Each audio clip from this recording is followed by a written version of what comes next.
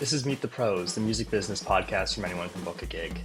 Coming up, myself and booking agent Matt DeLeon will be talking with the VP of Programming at Jazz at Lincoln Center, Jason Olaine. As always, we'll be talking about the state of the music industry, taking a look at his rise in the industry and current role, and see if there's any tips that musicians can use to grow their career. Let's get right into it.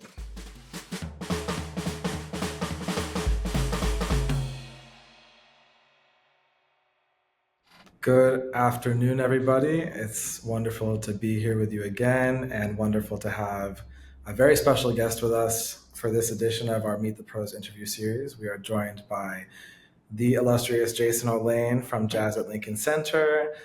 Jason has had an amazing trajectory in his career in programming, record production, curation, and many more things over the past many years. And we're really honored that you made the time to be with us. So thank you, Jason.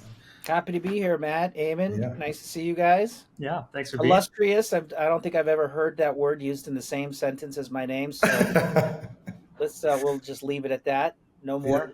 Put it in the bio. That's the first line of your new bio.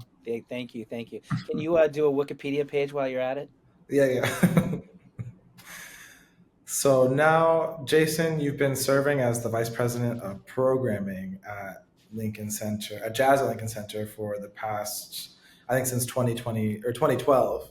Since 2012. Yeah, I was just looking at this is our 38th season at Jazz Lincoln Center coming up for 2025, 26. And I guess I've been programming since 12. So I came on as a consultant in 2011. I was still booking the Newport Jazz Festival at the time. In fact, I had Wynton playing at the festival that year. So since he was coming up anyway, it's like, hey, can we meet earlier so we can get our arms around like what the 2012 season could look like, which was, I think it was a momentous year that year. It was like the 20th anniversary or 25th anniversary of the season. So we had a lot of work on our hands, and Phil Schaap wound up coming up, and Todd Barkin came up from New York, and Wynton said already I had performed miracles by getting those two to get on a train to go to Newport together. So anyway, so I've been doing this for a little bit of time now. It's been great. Incredible. You've had this amazing trajectory in your career thus far. Where did this begin? How did you get into the jazz industry? Just to give some context to our listeners. Yeah, well, I guess just growing up with jazz around the house. My dad was an amateur pianist growing up in Palo Alto, California. He also grew up there, and his people he fell in love with as a preteen and as a teenager were Oscar Peterson and Errol Garner and Wynton Kelly and Dave Brubeck. And so, he had all the records, and as a little kid, the music was just on in the house. He had records of Miles, and I would just sit like back in the day, holding vinyl, reading liner notes, listening to music, and just kind of falling in love kind of just by osmosis. My mom too, she was an amateur singer, and she had Dinah Washington and Ella Fitzgerald, but she also had like Ray Charles and West Side Story and Tom Jones. So I just had a lot of music around in the house. So, and I was an only child until I was about 11 and a half. So I had a lot of time to just kind of keep myself occupied. So it was pretty much between music and sports really is what I wound up doing. So I wound up picking up the trumpet when I was 10. Had a neighbor who I looked up to, and he played the trumpet, and I came home one day and there was this shiny instrument like on a table that they were selling at a garage sale. And if Pete Carlson was getting rid of a trumpet, then I had to get that trumpet. So went home and asked my parents if we could buy this very expensive $50 trumpet, which to us it was. But to me it could have been $5,000. I didn't know what $50 meant as a 10-year-old. And they said, well, wait till your father comes home. And it became, they sat with me and said, playing an instrument is a very serious endeavor. You're going to have to practice. You're going to have to set aside time to practice. You're going to have to take care of this horn. And I was like, yeah, of course. And I really did. I fell in love with the trumpet too. So, I guess jumping forward, how did I get into the actual business side of it? I went to school. I stayed close to home. I went to UC Santa Cruz. My did wind up having a sister who's 11 years younger than me. So I wanted to stay relatively close to home, about 45 minutes away, so I could be home and see her growing up. I played in the jazz combos at Santa Cruz, but I was majoring in politics and economics. So I wasn't planning on going into music. I just enjoyed playing. And one of my summer jobs was at the recreation department in Palo Alto, in between like being a camp counselor for like 3 to 5 year olds. Camp Pollywog was the name, actually. Quite fun. And then another one was like, setting up the chili cook off or like a 5K or a 10K run. Well, working in recreation, I got to see all sorts of like cool things that the city did over the years. And going back through some files, I saw that they had a Palo Alto Jazz Festival back in the 80s and into the 70s with like Joe Henderson and Bobby Hutcherson and Carmen McRae and like all these people. I'm like, what? So I went to like the head of the department. I said, whatever happened to this jazz festival? Why don't we have it anymore? It's like, oh, it just kind of went away. Sponsorship went away. Or I was like, man, is there any way we can try to like bring this back? And so she said, yeah, well, you can work on that. It's kind of like a little side project. So I did. I started trying to work on this during the summer and kind of while I was back at school. And we wound up sort of bringing it back to life. It eventually got canceled at the last minute, which was also a very interesting sort of introduction into the world of business. I had already booked a bunch of artists from Marcus Roberts and Mark Whitfield, Bobby Hutcherson, all these folks, and I was starting to like work with the radio stations. I got a nonprofit radio station called KCSM, which you may know about, the College of San Mateo, and what was a for-profit jazz station at the time, K Jazz, which is no longer around, but was like a seminal part of any jazz person's life growing up in the Bay Area. Incredible programming. And I got both stations to work together for the first time on this jazz festival. Well, my boss, who kind of was running the thing, she said, I know John Lee Hooker's really close friend. Maybe even she said manager, but turns out it wasn't a manager and it might have been a friend, but she wound up booking him and we put it on a poster and this was going to help sell the tickets for this festival. The next day I get a call, somebody tracking me down who is actually John Lee Hooker's booking agent saying, you have to take his name off your poster. He is not playing there. You're in violation of a radius clause and you need to cease and desist, throwing out all these words. I had no idea what they meant. I was just like, okay, what? I don't know. I don't understand. I thought it was fine. Nope. We're going to sue you and you're out of this business. And I was like, what? My career hasn't even started and it's over. So you learn things like you can't book artists without going through the proper channels. That was a good lesson to learn. Apparently, he was playing at San Jose State University, like right around the same time, and they had a contract. And there's something called a radius clause where you can't play within 90 miles in 90 days without some sort of exceptions. Anyway, that was kind of how I got started by it not happening. But I was kind of bitten by the bug, like how maybe I could get into this kind of like the music side. So the next summer, we actually pulled off an actual festival and with a really terrible name, but funny, called Funky Junction. Okay. Yeah. But it had some interesting programming. I had Peter Alphalbaum and the Hieroglyphics Ensemble, along with like Zulu Spear, a weird kind of punk band called Psychofunkopus, and just kind of a mashup of stuff. And we thought we were like being really creative because we said, man, let's get some restaurants and some wineries involved. Like no one's ever done that before. It's like everybody's done it, but to me it was a brand new idea. Anyway, again, that was another kind of bitten by the bug of working with agents and managers and artists and contracts and staging and lighting and PR and radio and all that stuff. It was just like, Yeah. So brand new to me, trial by fire. I was working with house money. It was like a City of Palo Alto recreation apartment that, after that went down, they definitely were not going to do another one because that was a money loser. But it was a great way to learn about the business. So I guess it was after college, after graduating and, looking at going to graduate school. I was studying for the LSATs. I was thinking I was going to get my business degree, get my JD MBA. I stopped and I was like, I wonder if there's actually a job or jobs in jazz. Like, do they even exist? Like, how do you get a job in jazz? So I called one of my contacts at the radio station. They said, oh, you should get in touch with these guys, Keith and Kent Zimmerman. They run the Gavin Report. It's like a radio trade magazine. I'm like, what's a radio trade magazine? What's a trade magazine anyway? They're like, oh, it's kind of like Billboard magazine that tracks sales, but this tracks radio play. Here's their, here's their phone number, get in touch with them. So I just basically called them up, and they were great. They were twins. They were like in their late 40s, early 50s, and they were from the Bay Area also, and just total music nuts. And they put on a big conference every year called the Gavin Convention. And I wound up interning there along with trying to find us other internships I could get. This is back in the day when you could like intern for free and it wasn't a problem. Anyone was fine just putting you to work and not paying you. And I just figured, let me just do this. I know I'm a college grad and I should have a paying job, but I want to get into the business side. So let me just get my foot in the door and see who will eventually start paying me.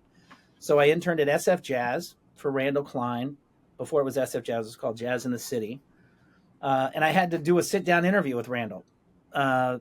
I was like, why do people want to interview me when I'm actually just going to volunteer for free? But I guess, they don't want somebody stealing their posters or something. So anyway, I sat with Randall, got to know him, was interning at Gavin. Then I called the biggest jazz club in town, which was Yoshi's. That was in Oakland, California. Started interning there. They're like, hey, yeah, do you know anything about writing a press release? I said, I don't even know what a press release is, but, sure. So she taught me how to write press releases. I was working in the publicity department there. I called K-Jazz, the radio station. I was doing special events for them. So I just had all these activities going. Plus, I was still playing music. We had a band in college, and all of us had kind of migrated up to San Francisco, Berkeley, and Oakland. So we were playing at least once or twice a week. So I had a little money coming in. And that's kind of how it started working when basically Gavin started paying me to come in one day a week to take radio reports on Thursdays. And through like good luck for me, bad luck for everybody who worked there, but everybody at Yoshi's quit basically almost in one fell swoop. And they were desperate to hire somebody to be their next publicist. And I was sort of already there as an intern. So that's how I got the gig. Basically booking the local artists on Monday nights and doing pretty much everything else that you kind of do when you're in a small mom and pop shop. You're doing the ads on the computers, you're sending out the press releases, you're picking the artists up at the airport, you're driving them to the radio station, you're coordinating all the volunteers, you're doing all the student discounts, you're like giving tickets away on all the radio stations. So you basically just learn everything. Mm-hmm. And that's what I was doing. And then I started booking the club. I became the artistic director within like a few months, just because the guy who was doing it was like, I'm good. So that became the full-time gig at Yoshi's, and I stayed there from 93 to 99. Wow. So that was kind of the long story of how I got onto being on the artistic director side of things. Yeah, you kind of just went into the deep end straight out of school without the training. Yeah, it really, and the thing is too, it's, I think, with a lot of things in your career, how a door opens and you have to choose to go through it. And then once you're in there, just start working hard. And that whole fake it till you make it thing, it's like, look, you're the one there to do it. It's either going to get done or it's not going to get done. So it's like, I had fun doing it and living it and breathing it. And part of me feels like I wish I knew how great that moment in time was, because at that time at Yoshi's, and from like the 93 to like 99, I mean, the giants of jazz were all still working all the time. So it was like, I'm putting the calendars together on Photoshop or whatever, Adobe, whatever it was to put together. And it'd be like, the week is like, Tommy Flanagan, and then Stanley Turrentine, and then Ray Brown Trio, and then Abby Lincoln, and then the Zawinul Syndicate, and then Benny Carter, and then just the Brecker Brothers. I mean, it was McCoy Tyner for 2 weeks. I mean, just like ding, ding, ding, ding, ding, ding. They were all playing all the time. Nowadays, they're just not here. Mm-hmm. So I wish I was at all those shows, but there's a part of me that wishes I had just soaked it in even a little bit more. But yeah, special time for sure. So the Bay Area was kind of where I started. And it sounds like a super like organic thing that just kind of unfolded by being in the right place at the right time, connecting with people. And also for our listeners, just the importance of seeking out internships, which is special to talk about now because I actually interned with you, Jason, and with the That's right. department almost 10 years ago now. You haven't changed a bit though. Maybe your voice is a little lower. You look great. Thanks.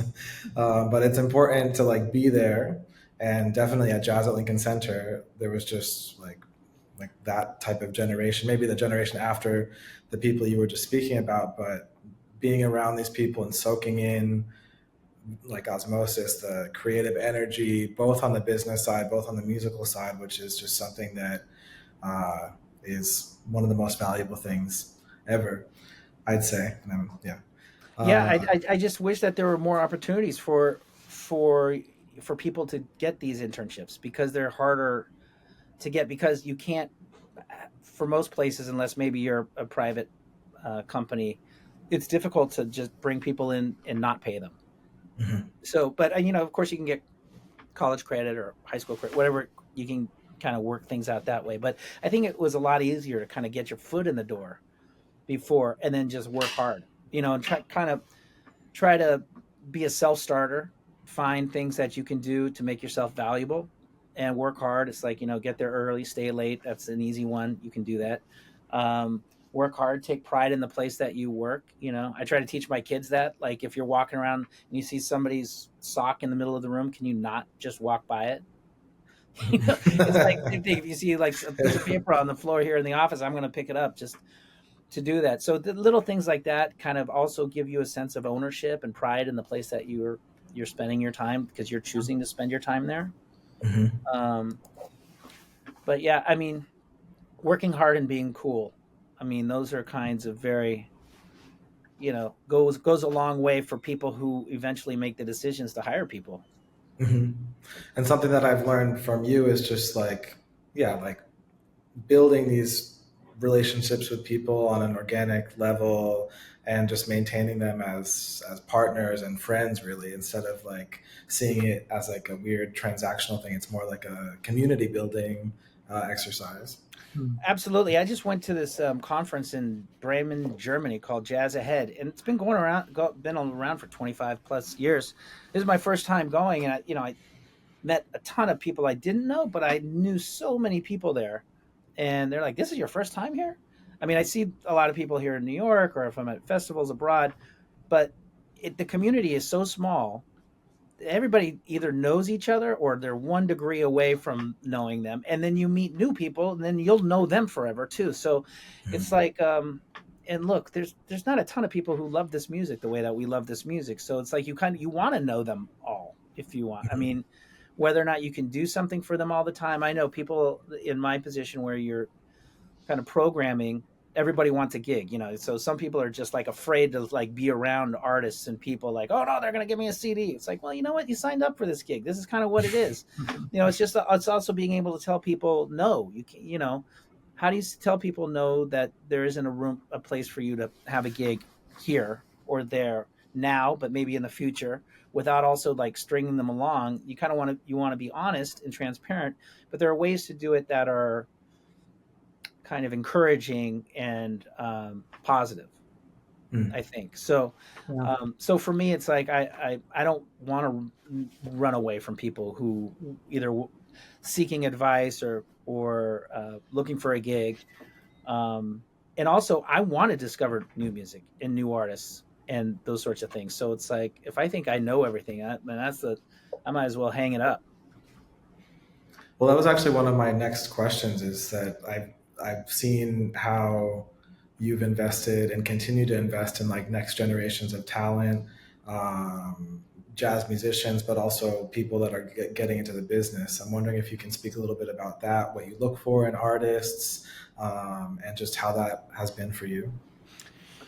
Yeah, I mean, I was there's here in New Jersey where I live. I commute into New York every day, but uh, there's a New Jersey Jazz Society, and they have a scholarship program for musicians and composers. And right now, we're in the process of doing judging. There's like three three other judges. I'm the only quote unquote non-musician. Although Winton would say, once a trumpet player, always a trumpet player. That's also, I guess I'm still a musician. However, if I were to pick it up, it would be very clear that I am not a musician right now. But so we're in the process of going through all these, 50 something plus submissions of their music, and we have to kind of grade them all. And it's like, so I want to make sure that, not besides just giving them a numeric, assignment to like different categories, but I also give them some in the comments, trying to give them something positive, something like that I'm hearing that they could either work on, or some encouragement. Like I remember when I was a trumpet player in high school, we were performing at the Monterey Jazz Festival, not actually at the festival, but at the festival associated with, they would have this high school, the top 10 high school jazz bands would perform for each other, and then there were judges. And the one year that we went, Horace Silver was one of the judges, and we were playing "Song for My Father." I was the second trumpet, so I had a solo, and it's kind of nerve wracking to play a solo in front of the guy who wrote the song, and besides being Horace Silver. And I remember like going afterwards, and we're sitting down, and the judges are kind of talking to the band, and Horace like called out to the trumpet player, "Hey, trumpet player, you had some nice ideas, but you got to play the changes. You got to learn the changes." And I was just like, it's just, but you know what? That was great advice. You know who started playing the changes better? Not that it was like anything to write home about, but you need that kind of encouragement and that sort of direction, that somebody cares enough to tell you something that may not be easy to hear. So I took it to heart. And it's funny because I wound up, years later, I wound up booking Yoshi's, and I brought Horace Silver to the club, who hadn't played there before. And I remember just talking to him about that experience and how it was important to me. And if he remembered it, he didn't. That's okay. But it made an impact, which is Definitely what made an matters, impact, right? sure. And I still booked him. I didn't hold any, didn't hold it against them. Looking for young talent. I mean, for us, it's like we're in New York City, so we're like we're in the heart of jazz, and there's a lot of great universities that are here, a lot of great young people that are coming up. We just finished our 30th anniversary celebrating the Essentially Ellington program, which is a high school big band competition and festival. And I mean, when I got here 13 years ago, and I came to this festival, those kids were already unbelievably talented, much so more so than when I was growing up.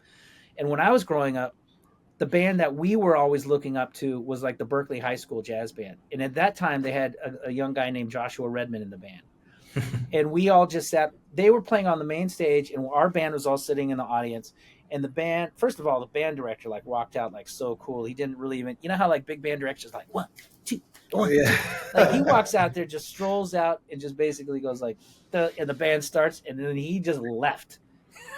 And so they're just burning up there, like everybody's so good, swinging so hard. And then the band all sits down, and Josh stands up and just takes an a cappella solo, just killing it. And we're all like looking at each other like, okay, that's on a different level than where we are. These kids playing today in this Essentially Ellington, they're better than Josh was back then, hands down.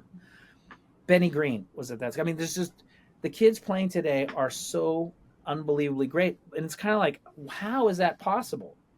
I was thinking a lot about one of the most frequent questions that we get with the education program, and when we work with artists that aren't on the roster, for example, and it is, how do I pitch myself, and what's a good way to do that? What are some don'ts in regards to that? And I know, Jason, you get pitched to a lot, so I'm wondering if you can speak a little bit about good practices, bad practices, things that you've seen in the world as someone who receives a lot of pitches.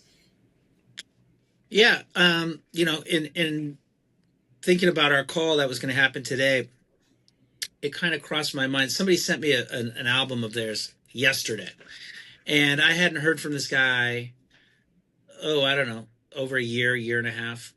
And it's like, hey, check out my album, da da da da da, via text. And normally I'd be happy to do it, and I'm sure I'm going to listen to it sometime over the weekend. But I think it's something that's worth thinking about if you're an artist and you're reaching out to somebody who's a presenter or an agent or a manager, somebody that you're actually looking to work with, or that you need something or want something from them. I think it's best to try to build some sort of, not necessarily a relationship per se, but to maybe share things with them without asking for something in return. Mm-hmm. So that in that way, it's sort of, and he did share that. He didn't ask for something in return. But at the same time, it's also because he and I actually go back for many, many, many years, that it could be worth just even checking in with somebody to say, hey, what's happening in your life? How you doing? I've been busy doing this. I hope you're well. And I think there's ways to kind of try to get beyond the transactional nature of, we all need something from some other people at some point, but maybe to think about that ahead of time, before you go asking for a gig, or before you go asking somebody to come see your show. I think it could be worth just, hey, I'd love to share this with you. I don't want to take up too much of your time, but thank you for listening if you get a chance. Something like that. You can give people updates, like, oh, by the way, I just, so-and-so came by the gig and they sat in, or I was at this show and I was invited up to play with so-and-so. These are all kind of like ways to sort of like name drop or add additional information about like what you're up to professionally, without going out and saying, hi, can you book me? Can you help me? Yeah. And the thing is, we all do need that. Artists need gigs, and they're not necessarily the best suited to go get themselves gigs, although they're going to have to do that when you first get started. You have to be your own agent, you have to be your own manager, you have to be your own publicist, you have to be your own everything, marketing person, social media. Even if that's not what you like doing, that's what needs to be done. And hopefully you get to the point where you need to hire somebody to do that because you're too busy with your music. But you know what? You'll be in a good position to know if the person you're hiring is doing a good job, because you've already done that job. So, and also that people need to remember too, that you're the boss. The artist is the boss. So that if you've got a publicist or a booking agent or manager, they work for you, because they're getting a percentage or a monthly fee or whatever they're getting, but you're paying them. So you need to make sure that it's working out for you. I know artists are always kind of desperate to, like, I need a booking agent. And then you get, 99 no's before you get a yes. But you also need to remember that booking agent still does work for you. You're you're the content creator. You're the artist. Without the artist, there's no music. None of us have gigs. So we all need to remember that we are in service for the music and for the artists. So I don't know if that answers your question, but I think that there's a certain kind of humility, understanding that everybody is working together. And it is, if we can move beyond this transactional nature, I know we need to share, we want to share our music with people, but it's like, how do we go about that without kind of just foisting it on them? Or, there are ways that it can happen in a kind of a civilized sort of way. Yeah, like planting seeds, right? Like it's a long-term thing, Right. not, Planting seeds, I like that. yeah, something that I've learned as an agent, which is just like part of the bigger picture for me, but it's something that I started doing around 3 years ago, and just like, yeah, being able to plant those seeds and not necessarily expect something to come to fruition right away. It's just like you were saying, Jason, like creating these relationships and then kind of like letting go of an outcome temporarily and playing that long game, I suppose. And Yeah, and on the other side of the thing, that there is the nature of working in the business is that you still have to get business done, and sometimes that means you got to chase, and you got to be relentless and not give up, and find a way to get to yes. And so sometimes that requires being sort of relentless. But if you're the artist or representing the artist, you have to be careful about putting them in a tricky situation where whoever you're going after might resent you. So, for instance, we just had Dave Chappelle host our gala a couple weeks ago, but that took me 3.5 months of chasing Dave Chappelle down, and I've worked with him before, You know what I mean? I have his cell phone number, but I'm not chasing him down like that. I'm chasing his person down after I'd gone through all the proper channels through, his booking agency and management and all that stuff. But it was like, yeah, I just wasn't going to give up. Now, just like when you're asking for a gig, how do you go about doing that? You got to be as nice as possible. Don't keep resending the email that you've already sent 3 times to make them they might feel bad or guilty that they didn't respond to it. Start a new email like, hey, checking back in, felt like we are kind of heading in the right direction. Is there anything you need from me? Blah blah blah blah blah. That, like, you haven't returned 74 of my calls. That's not going to help. So it's like, how do you be relentless but be cool about it? How do you check in with people every week without saying, you haven't called me back, putting guilt on somebody, because that's the surefire way for them not to call you back. Yeah, exactly. It's something I've been thinking about as well. I was also at Jazz Ahead a couple of weeks ago, and there were so many musicians there just trying to meet industry people and struggling because everyone's there, everyone's busy. And so in a quick interaction, it's always going to come across in that transactional way, like you described. And it's hard to build those relationships. But you're right that you need to kind of, I think Matt said it when he said plant seeds. But at the same time, you're right. But at the same time, that might be your only opportunity to get in there. You got to get in there. You just somehow be cool about it. And also maybe like, oh, I know who that is. That's Sebastian Vidal in France. He's got Duke de Lombard and the Nice Jazz Festival in TSF France. It's like, I need to go talk to him about my stuff, but how do I do that? I was like, oh, wait, I know this person.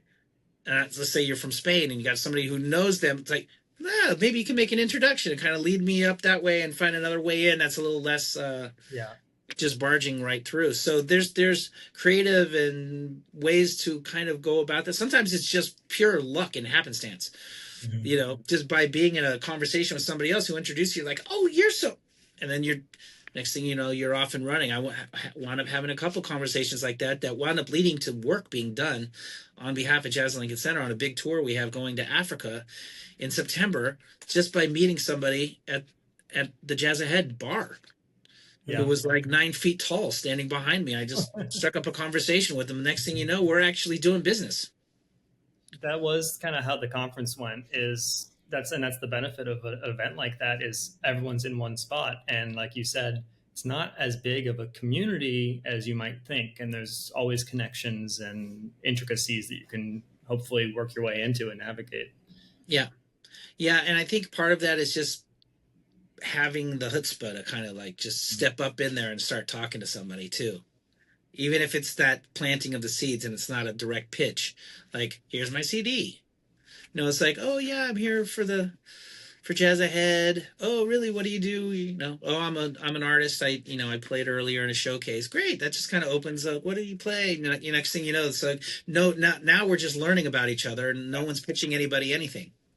Yeah. And a lot of the industry connections I met just being there were just, wandering around, getting introduced to people or meeting someone, as you said, after the conference in the evening and just chatting with them. So definitely worth looking into events like that. Mm-hmm. Yep. I think valuable. Yeah, I'll definitely go back. I thought that was a good one. Absolutely. So we've interviewed several people across like business, across the different niches of the music business, the jazz industry mostly. And we've asked them what their day-to-day looks like. So I'm wondering if you can talk a little bit about your day-to-day as the VP of programming and what that career will look like generally. I mean, it's day-to-day is like very varied. Some days are get into work at 9:30. It takes me an hour and a half or 2 hours to get into work, depending on it. I live in New Jersey, so New Jersey Transit is my way to get in.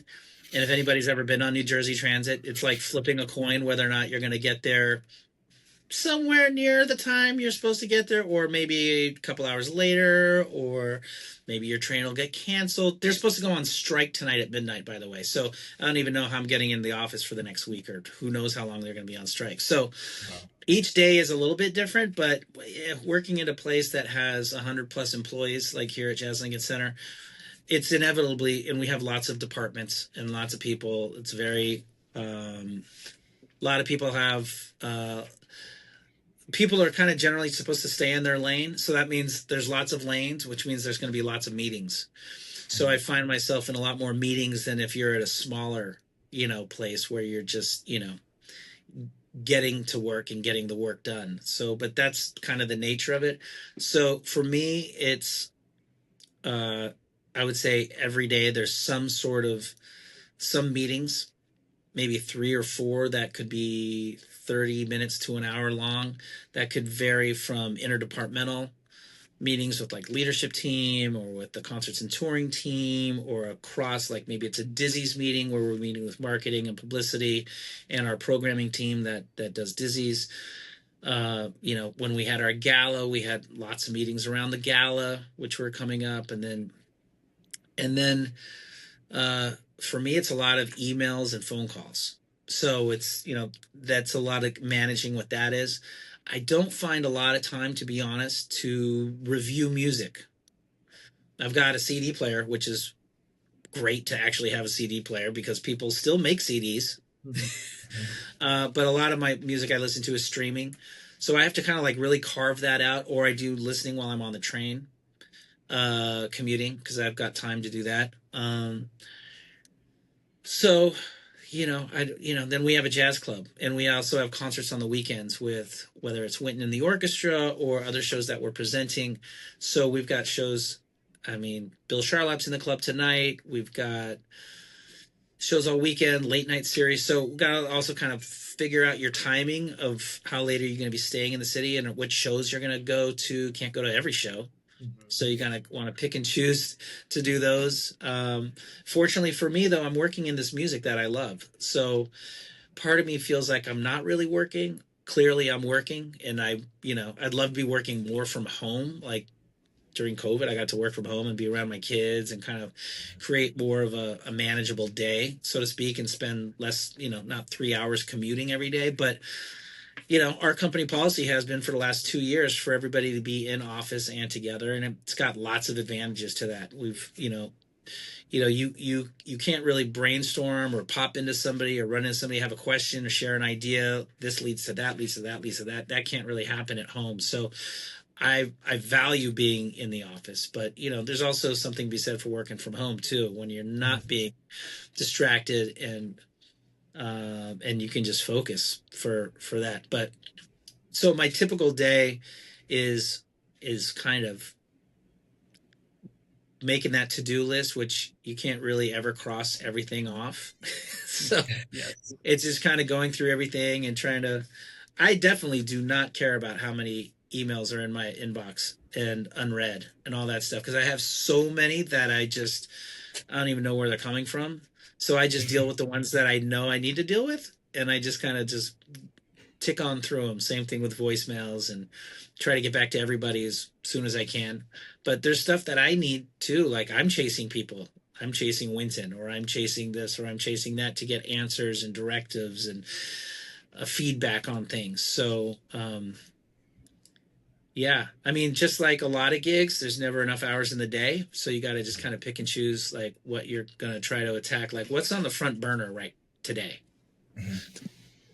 Oh, we've got a deadline. We've got to make sure all our Dizzy's programming is in. Oh, we have a season announcement going out day after tomorrow. We need to like definitely read through and make sure that the shows that marketing is saying we're doing have all the updated information. Do they know that we have so-and-so as a special guest, that this show's title is now changed to this, etc., that kind of stuff. So there's never a lack of something to do. Let's put it that way. Yeah, absolutely.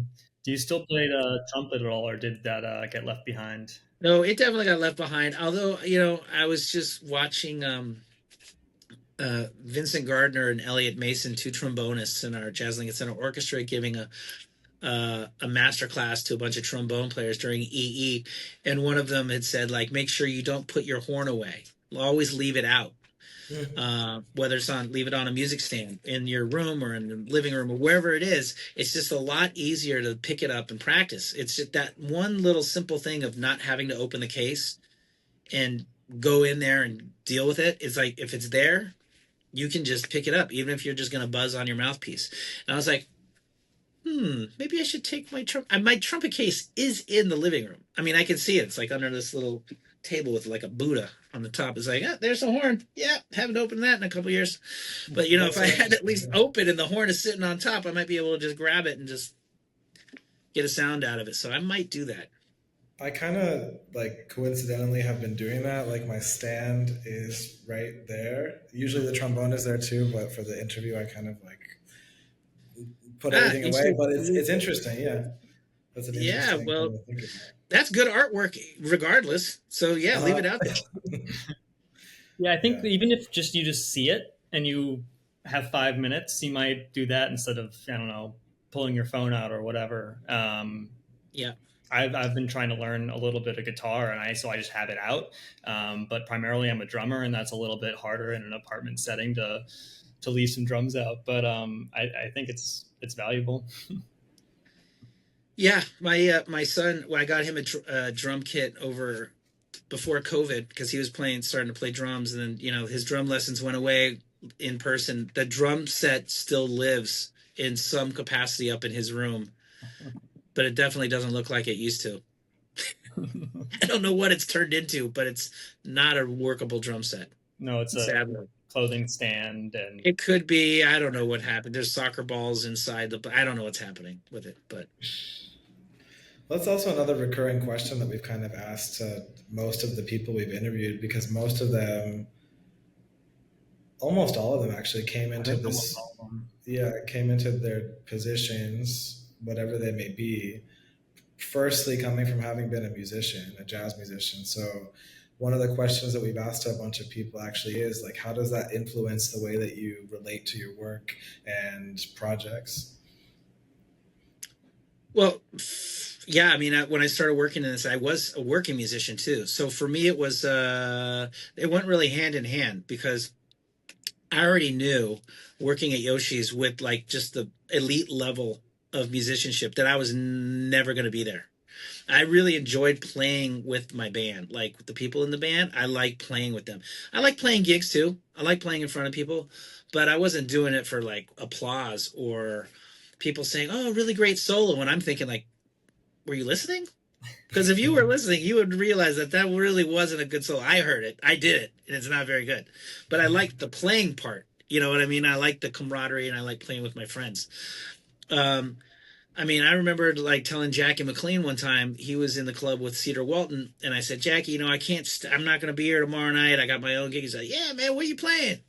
I said, "We're playing at this wine bar, and we haven't played there before, so I'm not really sure what's going to say." "Oh, man, have a good gig." Saw him the next day. First thing he says, like, "Hey, man, how was that gig?" First of all, I was like totally taken aback that Jackie McLean cared about my gig. But I was like, well, to be honest, there was like 5 people. I'm not sure they were listening, but he's like, "Man, sometimes it's better not to take a gig if it's in the wrong place. You got to know your environment and the places to play. I can tell you from experience." I was like, that's good advice. Just don't always need to take the gig. But I was like, we needed the gig. I was like, it was kind of just like a, gas money gig, but still it was playing. Cool. Well, this has been really an eye-opening interview, and it's really cool to hear about your positions on just like balancing everything, because that's one of the biggest learning curves, I think, is just learning how to balance and prioritize and how to relate to people in an organic way and not have it be weird. Like you said, it's important to be cool and just like know how to relate to people. I mean, it's just like, you probably ask musicians too. It's like, you hear musicians talk about, well, how does so-and-so get all the gigs? It's like, how they get all the gigs? You might be better than them, but you know what? They're probably cooler than you. Mm-hmm. They're easier to work with. They don't complain about stuff. They show up early. They show up on time. They look good, and they're prepared. They did their homework on the music, and they're easy, and they're not complaining about stuff. and they're not fighting Yeah. with you about the bread, and you're not trying to like change the amount of money you're getting after you already agreed to do something. I mean, there's lots of like, it seems intuitive that simple things like that go a long way, but they do. Hmm. Yeah. And being persistent, like you said, like knowing how to strike that balance between following up and not like harassing a person essentially, which is interesting because when I talked to Catherine about when she hired me, I mean, years later after she hired me, she was like, Matt, one of the things that stuck out about you was that you were persistent in this way that like was getting to like the end goal of like collaborating together. So I was like, wow, that's really interesting. Like And I knowing how think, to push yourself. well, I mean, I hired Dan Israel, who's like our internal like booking agent for the Jazz Lincoln Center Orchestra. Mm-hmm. Hired him 11 years ago, maybe, because I knew that we were going to take Wynton and the orchestra in house from, I think they were with Kurland at the time. So I knew it's, you know, when I was talking to Wynton about this gig before I took it, it's like, why do you even have a booking agent? You should just do it in house. You're already a brand. You've already played everywhere. There's no reason for you need one. It's like, yeah, maybe so. So anyway, when I was thinking about like who would be the best person to represent Jazz Lincoln Center Orchestra and music, I thought of Dan Israel right away, because when I was an artistic director, a talent buyer, which I hate that term, by the way, because it's pretending like you're buying talent, which you're not. You're just the other side of the coin of, he's not a seller, but at the end of the day, if you want to coin it that way, he's trying to get gigs for his artists, and I need artists to book. And so I always found him to be super collaborative. And I'd be like, hey, man, I'm in a bind. I just had a cancellation. He's like, well, here's who's open. I'm like, yeah, I wish I had, this was my budget. He's like, well, that's going to be low, but, you know, we'll figure out what we can do. Maybe I won't take a commission on it. That type of like thinking. And I was like, man, you give agents a good name. You know what I mean? That kind of like collaborative, understanding, working with the presenter. And that's not always how it is. There's a lot of times, you know, they try to get as much money as they possibly can, and it gives the industry a bad name. But anyway, there's ways to go about it that are really kind of humane and kind and sincere and honest and all that. Yeah, that take into account the other side of it too. Like you don't want them to go like under the table or like yeah, but a lot of people don't think that way. You'd be surprised. So yeah, well, I think that kind of collaborative spirit is something that comes up in almost every interview we do. And everyone we're talking to has seen great success over a long career. So I think that's really kind of a common denominator of how to actually see growth in yourself. Yeah, true. Yeah. I think that's all good. Yeah. That's a wrap. Yeah. Thank you for taking the time today. I know we had my pleasure. Technical issues, but I think that's what editing is for. Exactly. It's a good thing we're not live on Facebook or something like that right now. Right? Yeah, people would have like tuned out. Like, what's going on? Exactly. Thanks so much for listening, and thanks to Jason Olaine for joining us. If you haven't caught up on our other episodes, be sure to check them out and stay tuned for our next conversation. See you next time.